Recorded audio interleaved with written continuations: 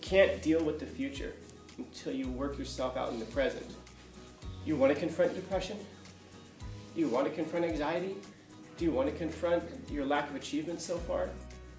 Of course we don't want to deal with those things. But if you want to be better tomorrow, we do have to deal with those things. You could shoo them away and say, nah, I'm gonna cover it up with entertainment instead. It's so funny. We hate churches because all they want is your money.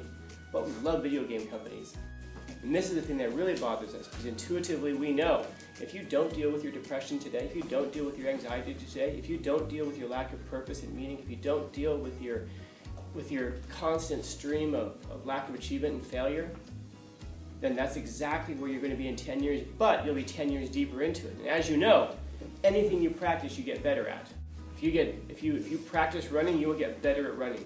In other words, if you were trying so hard to be loved by other people, maybe that's part of the problem. You're compromising your character. You're being somebody that you're not because you're trying to get a feeling that doesn't belong to you. I mean that.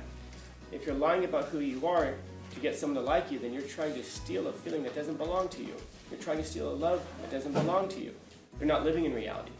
And if you're not living in reality, how can you possibly accomplish great things in reality? It's not just depression, it's anxiety. It's also insecurity. It's also, by the way, the opposite of all those things. It's also arrogance. It's also manic states. Anything that's plaguing you. He says, invite it in. Treat it like a guest. Don't treat it like an enemy. Because here's the thing. It's not an enemy. That's part of you. If you treat yourself like an enemy, you're going to hate yourself. How can you possibly love somebody else? And how can you possibly deserve the love of another person if you hate yourself?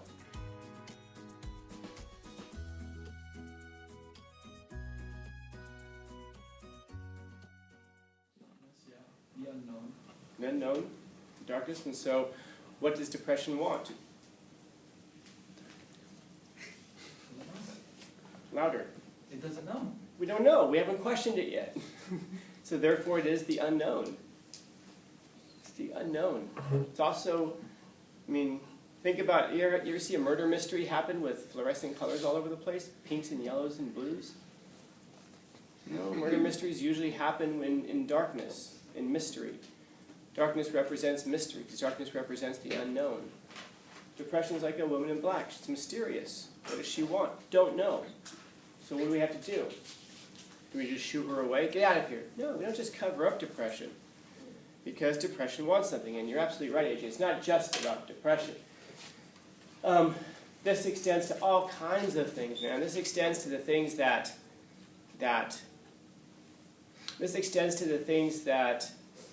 just plague you generally. Anxiety, things that you don't know. What's your future going to be like? You don't know. And it's interesting because we wrap ourselves up so much in the things that we cannot know. And we entirely ignore the things that we can. That can make us better in the future. What's your future going to be like? I don't know. I don't know. But one thing I do know is that so many of you sitting there doing absolutely jack shit in your classes right now, with empty desks staring at screens, you somehow think that that's going to help your future. No, you don't think so, because you're not thinking that far ahead. And that's why I love you anyway.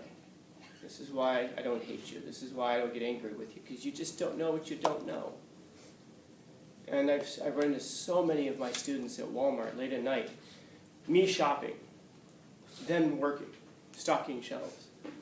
I counsel so many of my former students right now who are unemployed, and they just don't understand why they can't find a job, not even a fast food job. And I can think back to when I saw them sitting in desks. And it wasn't just because they didn't learn the stuff. It isn't like they would walk into an interview at McDonald's and say, oh, hey, I know a little bit about Carl Jung. It wasn't that at all. It was you walk in with absolutely no work ethic.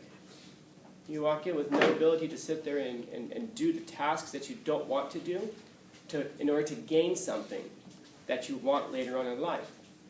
It's about learning behavior habits. Do you really think that life is all about doing everything that you want to do all the time?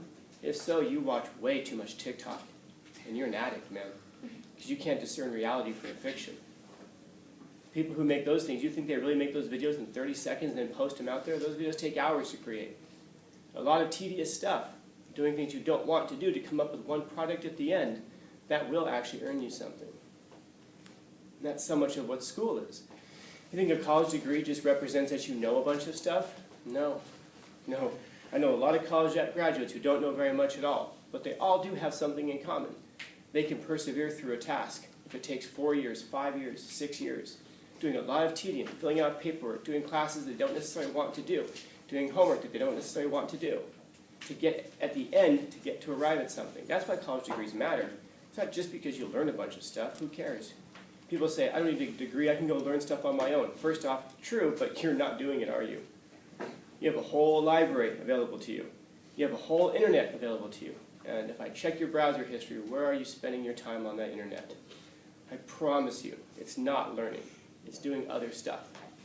So let's dispense with that silly argument first off. It's like people who say, I don't need a piece of paper to say I love someone because they're afraid of getting married. It's so much more than a piece of paper. And if you don't see that, you really shouldn't be getting married because you don't understand what it is. People who say that a college degree is just a piece of paper, you don't understand what it is. And so you're right, you're not ready to have one. It's a representation of an ability to sit and perform tasks that you don't want to do, sacrificing today to get something better tomorrow. If we're living only for today, we have no ability to improve and get better because today's already taken care of. Today you've got enough food and clothing, you're welcome for most of that stuff, but you don't see anything for the future. And this is why, like I said, I love you anyway, because you just don't see it. You can't. You can't. Or actually, sorry, you could. You could if you were in the proper circumstances, but you're not. And that's just like depression. You can see it today. We're so caught up on depression today. I'm so depressed, I'm so depressed. Oh, I wonder why. Maybe because you don't think about a future, because you don't project yourself forward into it. Maybe it's because you don't take advantage of opportunities that you have, and therefore you haven't accomplished jack shit in your life. Why wouldn't you be depressed? You see a world around you, you fill your days with people on TikTok who are doing fantastic, amazing, wonderful things. And your life, once you turn that screen off, is shit. And then we dress in black. And we wonder why the world's against us. The fortunate reality is that the world really doesn't care two bits about you. And it's not that people are against you, it's that they're just for themselves. That's all it is. But this is all reality that we have to deal with. And that's what gets so angry. And this is why when I say these things, people get pissed off about it. Find one lie in everything I've said so far. I challenge you. $1,000 when you find it. You can go back and watch this video afterwards and review it as much as you want. And the funny thing is, I guarantee you, if you review this video in 10 years, you're going to say, damn, that was right. But for the next 10 years, you'll be saying, how come nobody ever told me this stuff? Then you'll look back on it and you'll say, oh wait, I did hear this stuff before. You can't deal with the future until you work yourself out in the present. You aren't going to have a great future unless you can figure out today how to do the things that you don't want to do to get the things that you do want to do. You want to confront depression? Do you want to confront anxiety? Do you want to confront your lack of achievement so far? Do you want to confront the fact that you have a completely trash GPA in a school system that's doing everything it can to artificially bump up your GPA to make you feel better about yourself? Of course we don't want to deal with those things. But if you want to be better tomorrow, we do have to deal with those things. Oh, sure, we could just shoot away and just say, this guy doesn't know what he's talking about. And you're right, what do I know? What do I know? You could shoo them away and say, nah, I'm gonna cover it up with entertainment instead. It's so funny. We hate churches because all they want is your money. But we love video game companies because they're altruistic and they care about you. Just like Starbucks. They don't just want your money. No other company wants your money. They're terrible.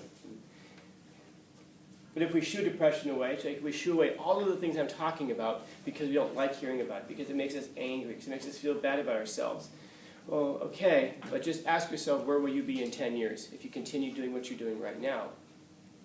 And this is the thing that really bothers us, because intuitively we know if you don't deal with your depression today, if you don't deal with your anxiety today, if you don't deal with your lack of purpose and meaning, if you don't deal with your constant stream of lack of achievement and failure, then that's exactly where you're going to be in 10 years, but you'll be 10 years deeper into it. And as you know, anything you practice, you get better at. If you practice running, you will get better at running. If you spend the next 10 years getting better at it, you will get really good at it. If you spend the next 10 years working on your depression, meaning indulging in it, you will be a remarkably depressed person in 10 years because you'll be really good at it. You'll be practiced at it.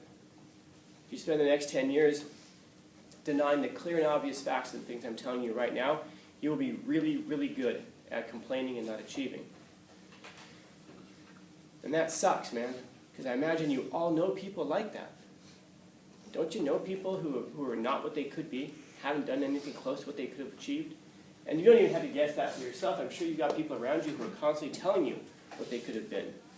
I remember coaching baseball. My God, I constantly heard people talking about people who had their kids in the team would be like, "Oh yeah, I remember when I was a kid, I was being scouted." Like, really? And they're trying to tell me that they were 13 years old being scouted. Oh, shut up. Nobody gets scouted at 13 years old, 15 years old. That doesn't happen. But in their minds, they think it is. And by the way, that's enough for it to be in their minds. Because the fact that it's in their mind now means that they're living with that idea of themselves in their heads. Either they're lying about it, either they realize that they're lying about it, in which case they know they're covering up a deep insecurity, or they actually believe it, in which case they're having to live every day with the awareness that they failed themselves in a great opportunity. Both of those suck. But it's also bad because both of those don't reflect reality. They're not living in reality. And if you're not living in reality, how can you possibly accomplish great things in reality? And this is why I tell you guys these things. It's not because I'm trying to be popular, of course. I'm sure many of you hate me very much right now for what I'm telling you. But I'm not telling you this because I want to be loved. Of course. A true friend stabs you in the front. I'm stabbing you in the front today. I'm telling you the clear and obvious truth because I want you to be better. It's exactly what Jung is giving us here. A formula to be better. Confront the things that are holding you back in your life. It's depression. Find out what it wants. Why are you depressed? Really find out why you're depressed. Don't just say, "I don't know because I'm sad." Or, "I don't know because I don't have the things I want." No, the question is, what do you want? Why do you want those things? People say, "Oh, I'm depressed because I don't have anybody who loves me." First off, you do. No doubt. Secondly, you really think that that's the thing that's going to solve your depression? Not having someone who loves you? Because needing someone to love you demonstrates something that's missing. Now, again, everybody wants someone to love them, of course. But if your idea is that you can't be happy without one thing in your life, there's a word for that. It's an addiction. I can't be happy without cocaine. Sounds like you're addicted to it, man.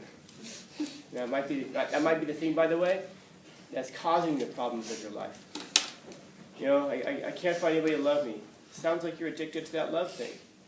It sounds like maybe if you weren't addicted to that thing, you could work on yourself. In other words, if you weren't trying so hard to be loved by other people, maybe that's part of the problem. You're compromising your character. You're being somebody that you're not because you're trying to get a feeling that doesn't belong to you. I mean that. If you're lying about who you are to get someone to like you, then you're trying to steal a feeling that doesn't belong to you. You're trying to steal a love that doesn't belong to you. It belongs to this character that you presented, or to use, call Jung's language, the persona that you've created. You're stealing the love that's been given to the persona that's been created. So all of these things, man, figure out what they are. Why am I so desperate to have someone love me? Well, maybe we can look back on it and say, maybe it's a deep insecurity that having someone to love you is a validation of who you are. Because once I can get someone to love me, then that means that I'm okay just the way I am. So it's a deep insecurity that you're struggling with. So how do you deal with the deep insecurity? You have to have some wins. You've got to do some things in your life where you actually accomplish something. They don't have to be big things. This is why I always say, make your bed every morning. Clean your room. If you can clean your room, at least and you can keep it clean, as small of an accomplishment as that is, it's still a much bigger accomplishment than a lot of people have earned in their lives. So if you can do that, imagine what else you could do. Go run a mile. I can't run a mile, not with that attitude. But if you go run one, what's after 1 mile? 2 miles, 5 miles, half marathons. How far can you go? I don't know. Isn't it exciting to find out how far you could go? What you could do if you sort yourself out? Like what you could do is, and I said it before, it's indescribable. And I mean that literally, it's indescribable because we haven't done it yet. But you could do so much. And it's so much in front of your face. Don't you? I mean, come on, don't you know people who have not done the things they could have done? They seem happy. And yet we want to repeat the exact same formula as those folks. And by the way, just what makes them happy is not going to make you happy. So we shouldn't necessarily follow the advice of people who tell us this will make you happy. I don't know what's going to make you happy. It's just like Jung is talking generally about depression here. It's not just depression. It's anxiety. It's also insecurity. It's also, by the way, the opposite of all those things. It's also arrogance. It's also manic states. It's everything. Anything that's plaguing you. He says, invite it in. Treat it like a guest. Don't treat it like an enemy. Because here's the thing. It's not an enemy. Your depression, if you have it, that's part of you. If you treat yourself like an enemy, you're going to hate yourself. How can you possibly love somebody else, and how can you possibly deserve the love of another person if you hate yourself? Your depression is part of you. So get to know it. Learn it. It might go away once you get to know it, just like my neighbors, just like my dad. If you have anxiety, get to know it. If you have insecurity, get to know it, because it's part of you. Don't hate it. It's part of you. Get to know it. Stop hating yourself so much. And if you stop hating yourself, something incredible might happen. Maybe you're going to start treating yourself like someone who deserves to be loved. Maybe you'll start treating yourself like a friend rather than an enemy. And then, my God, what else is possible after that? A lot. A lot. I'd be curious to see what it is. I'd love to find out. It'd be great if some of you guys 10 years, 15 years, 20 years down the road show up. Or better yet, you don't even show up. I just see you on the cover of Time magazine. You know? I don't see you on the cover of the Union Tribune. That's different, man. On the cover of a newspaper, that's usually bad news. If I see you on the cover of USA Today, if they're around, that would be dope. You know, doing something great. 'Cause at that point, you will have accomplished something that you were capable of, which maybe you didn't realize it sitting in the desk that you're sitting in right now. But first things first, man. You got to get to know yourself. That way, you know what your weaknesses are. That way, you know what your strengths are. Deal with your weaknesses. Improve your strengths. I think you'll be pleasantly surprised. Yeah. Questions, comments, concerns, complaints, criticisms, critiques?